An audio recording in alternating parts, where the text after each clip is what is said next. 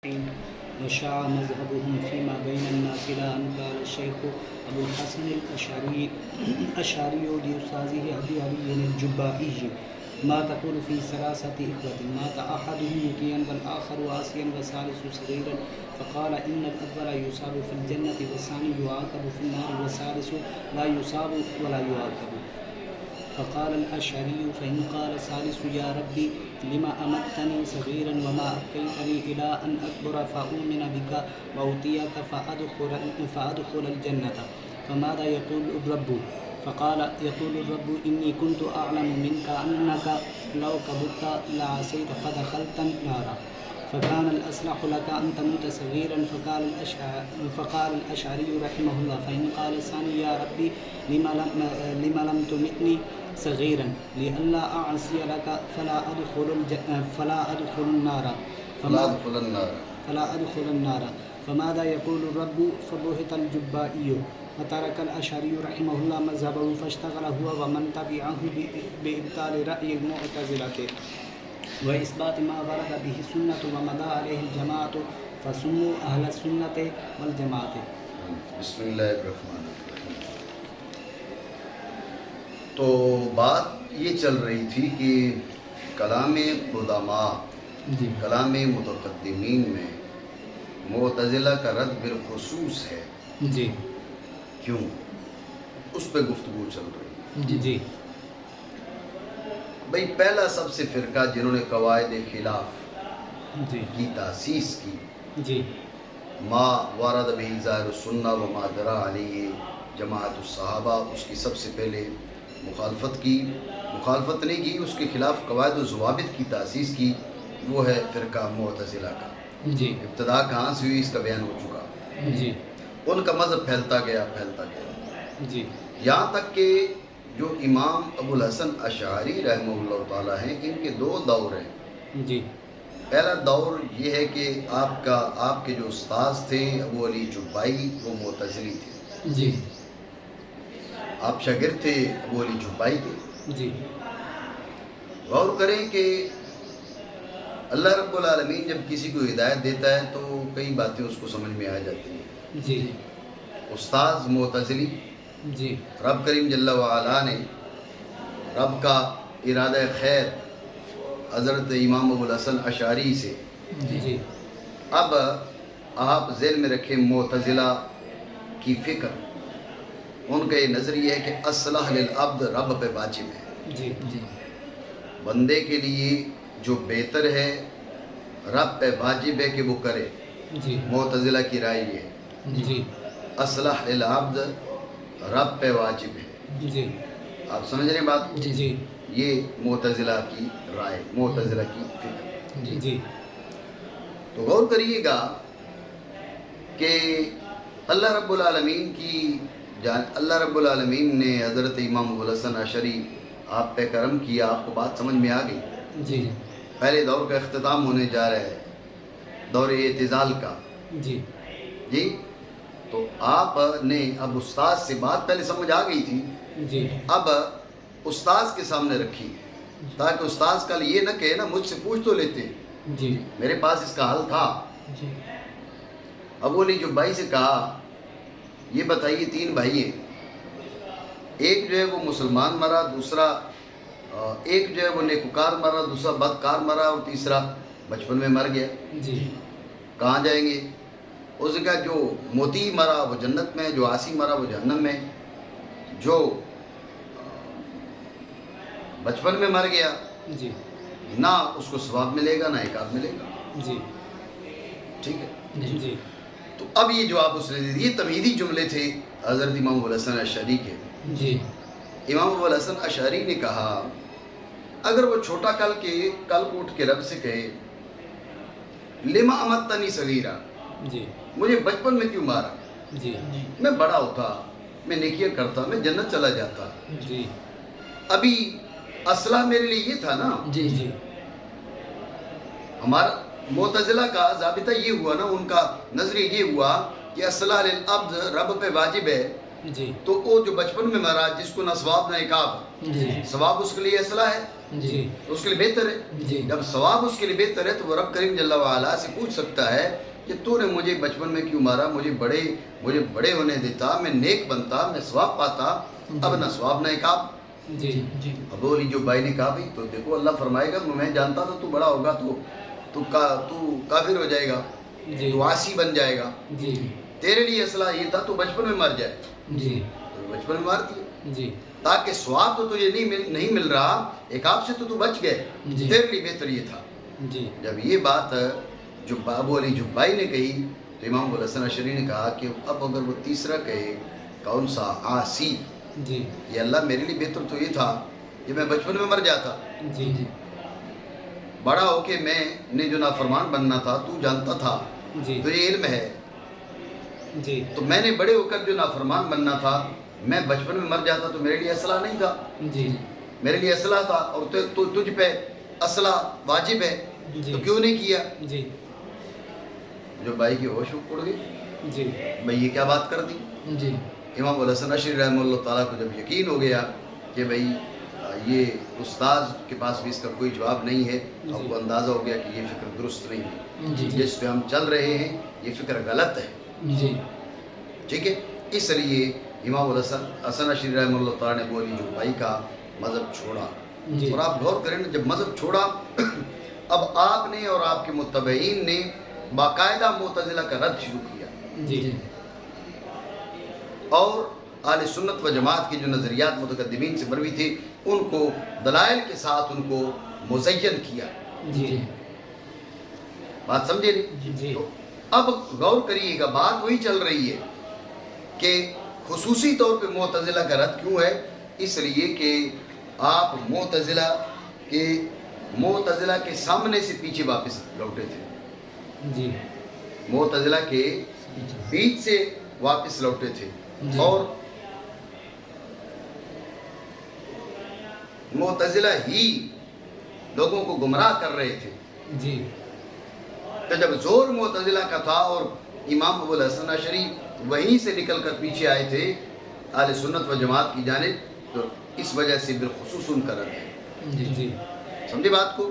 جس طرح آج کا دور ہے, آج کے دور میں جو مبغضین آل رسول ہیں وہ لوگوں کو گمراہ کر رہے ہیں. جی آل پاک کا نام لینا, حضرت سیدنا مولا کائنات مولا علی مشکل کشا ان کا نام لینا اور اس قسم کی باتیں, اس کو ان حضرات نے کیا کیا, وہ رافضیت قرار دے دی.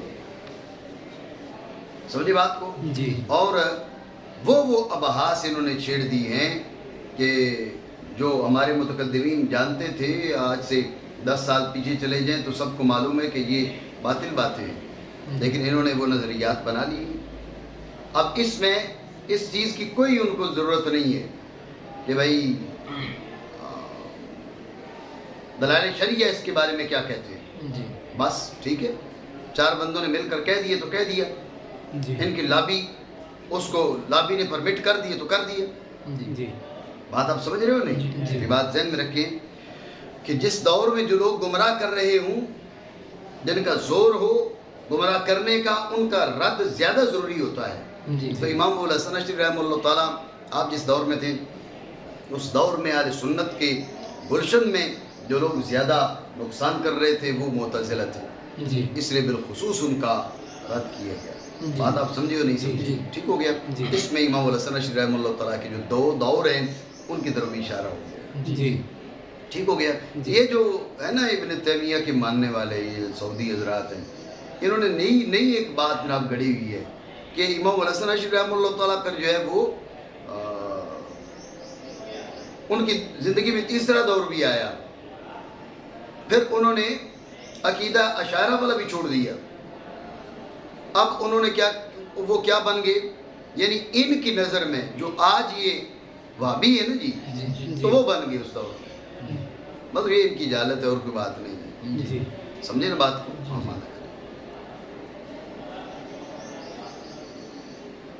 یہاں تک کہ کہا شیخ ابو الحسن اشعری نے اپنے استاد ابو علی جبائی سے آپ کیا کہتے ہیں تین بھائیوں کے بارے میں، جن میں سے ایک موتی مرا، دوسرا آسی، تیسرا بچپن میں.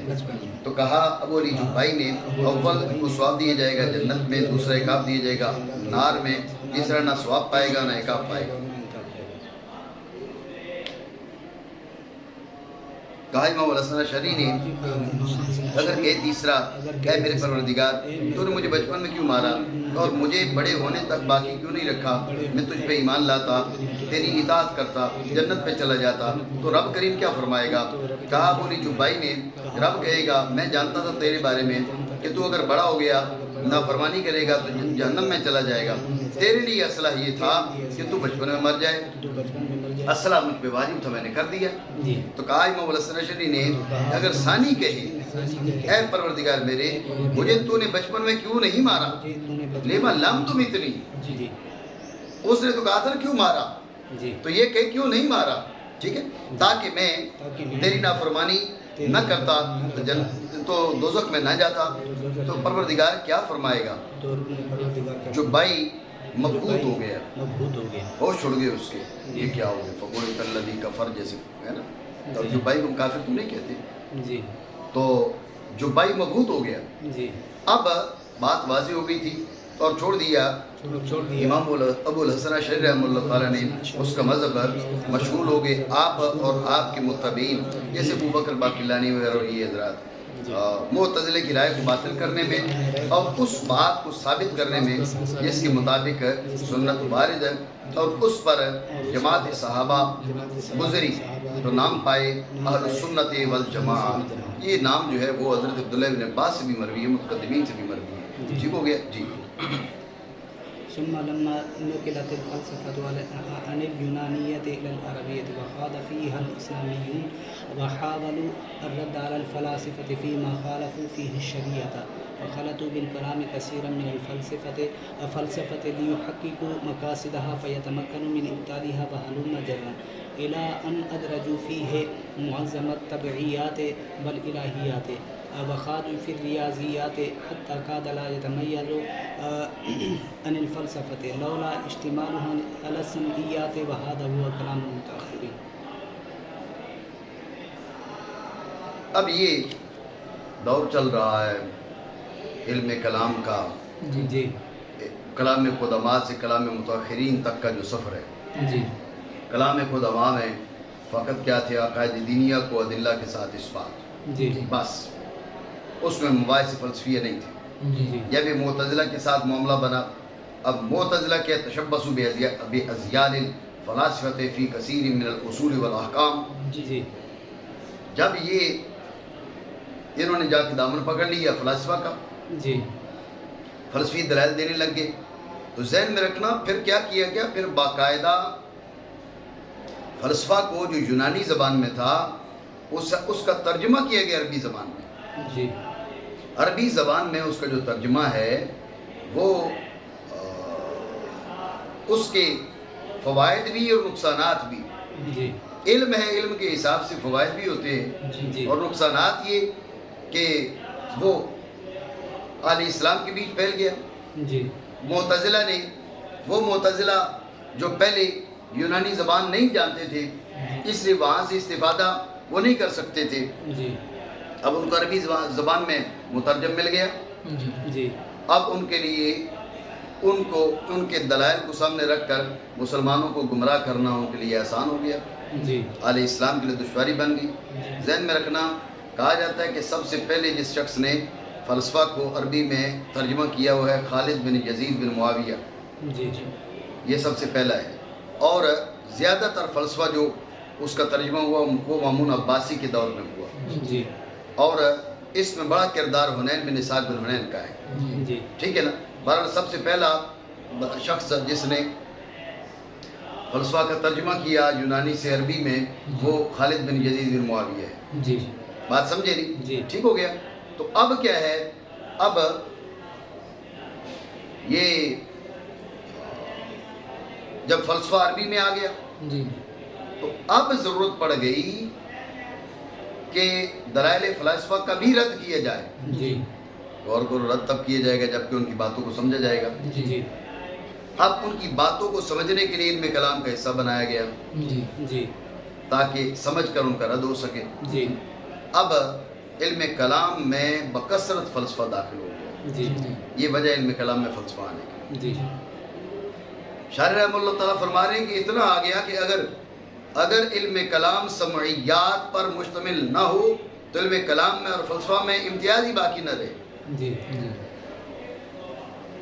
جو مسائل سمعیہ ماذا ہیں، جی عذاب قبر ہے وغیرہ وغیرہ، ان سے امتیاز باقی رہ گیا، ورنہ اتنی اب مباحث فلسفیہ اس کے اندر آ گئی کہ امتیاز دشوار ہو گیا۔ جی بات سمجھے نہیں؟ جی کہا یہ کلام ہے متاخرین، جی یہ متاخرین کا علم کلام ہے جس کے اندر مسائل فلسفیہ کی بکثرت آمیزش ہے۔ جی یہ بات ایک ذہن میں رکھیں کہ متاخرین کا جو علم کلام ہے جی وہ اس میں مباحث فلسفیہ کے آ جانے سے اس کی عزت، اس کا شرف، اس کی اہمیت کم نہیں ہوئی، جی لیکن ایک چیز کا سمجھنا ضروری ہے اور وہ یہ کہ جن فرق ضالہ کا جی رد زیادہ ضروری ہو، جی جن فرق ضالہ کا رد زیادہ ضروری ہو جی ان کے بارے میں گفتگو زیادہ ہونی چاہیے۔ جی جی بات سمجھے؟ جی کچھ ایسے علاقے ہوتے ہیں جہاں پر کچھ فرق ضالہ موجود ہی نہیں ہوتے، جی آپ کو پتہ ہی نہیں ہوتا۔ جی اب وہاں پر آپ ان فرقوں کا رد کر کے لوگوں کو بلا وجہ تعارف کروا رہے ہیں، جی اس کی کیا حاجت ہے؟ جی اس لیے ان فرقوں کے رد کی کوئی زیادہ ضرورت نہیں ہے۔ جی ایک فرقہ گمراہ فرقہ ہے جو ارد گرد زیادہ پھیلا ہوا ہے تو اس کا رد زیادہ ضروری ہے۔ جی جی بات آپ سمجھے ہو نہیں سمجھے؟ جی تو اس دور میں چونکہ فلاسفہ کے جو افکار ہیں وہ قوت پکڑ گئی، اس لیے ان کا رد زیادہ ضروری تھا، جی تو علم کلام کا حصہ بنا لیا گیا۔ جی تو اس سے ہمیں یہ پتہ چل گیا کہ جس دور میں جس چیز کی ضرورت ہے اس کی اہمیت زیادہ ہے، اس کو اپنی ابحاث کا حصہ زیادہ بنانا چاہیے۔ جی جی بات سمجھے؟ جی پھر جب منقول ہوا فلسفہ یونانی سے عربی کی جانب ہے اور اس میں اسلامیوں نے غوث کیا، یعنی اس کے بارے میں غور کی، جی بھائی غور کیے اس کو چھوڑ کے ادھر کیوں چلے گئے؟ جی بھائی کوئی یہ ضروری نہیں ہے کہ وہ نیت فاسدہ ہے، مسئلہ یہ ہے کہ ایک نئی چیز سامنے آئی ہے جی تو ان کا مقصد کیا تھا کہ وہ امور جو خلاف شرع ہے ان کا رد کیا جائے، جی لوگ گمراہ نہ ہو جائے، جی ٹھیک ہے نا؟ خاطہ فی الاسلامیون، مقصد کیا تھا اور ارادہ کیا فلاسفہ پر رد کا، اس میں ان امور میں جن میں شریعت کی انہوں نے مخالفت کی، بس ملا دی علم کلام کے ساتھ کثیر فلسفہ کو۔ تو فلسفہ کو کیوں ملایا؟ تاکہ اس کے مقاصد کی تحقیق کریں، تحقیق کے مقاصد کیوں؟ بس قادر ہو جائیں اس فلسفہ کے ابطال پر، اور ایسی چلتے آؤ یہاں تک کہ داخل کر لیا انہوں نے علم کلام میں اکثر طبعیات کو، الہیات کو، اور شروع ہوئے ریاضیات میں۔ حکمت کی دو قسمیں، حکمت عملیہ اور حکمت نظریہ۔ حکمت نظریہ کی تین قسمیں، حکمت طبعیہ، حکمت ریاضیہ، حکمت الہیہ، ٹھیک ہے؟ تو یہ جو تین قسموں کا ذکر کیا یہ حکمت نظریے کی قسمیں ہیں، تو کہہ دیا کہ اس میں طبعیات اور الہیات بکثرت داخل کر لی۔ ریاضیات جو تھا، طبعیات جو اپنے ان موجودات کے حوالے نفس امریہ کا علم جو اپنے وجود خارجی اور وجود ذہنی ہر دو وجودوں میں مادہ کے طرف محتاج ہوں، یہ حکمت طبعیہ۔ ان موجودات کا علم اور بقدر طاقت بشریہ، یہ یوں کہی کہ وہ حکمت نظریہ کہ جو ایسے موجودات کے بارے میں ہو جو اپنے وجود خارجی اور وجود ذہنی کسی میں مادہ کے محتاج نہ ہوں، وہ حکمت الہیہ۔ جو وجود خارجی میں مادہ کے محتاج ہو، وجود ذہنی میں مادہ کے محتاج نہ ہوں، تو وہ حکمت ریاضیہ۔ بات سمجھے نہیں سمجھے؟ ٹھیک ہے؟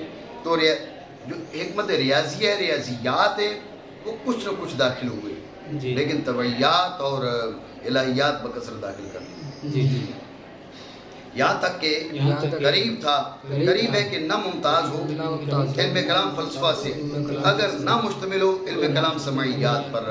سمعیات یعنی وہ نظریات جن کی اکثر ادلہ سمعیہ ہیں۔ بات سمجھے؟ انہیں سمعیات جیسے نبوات اور یہ مباحث، ٹھیک ہو گیا؟ یہ ہے متاخرین کا کلام، ٹھیک ہو گیا؟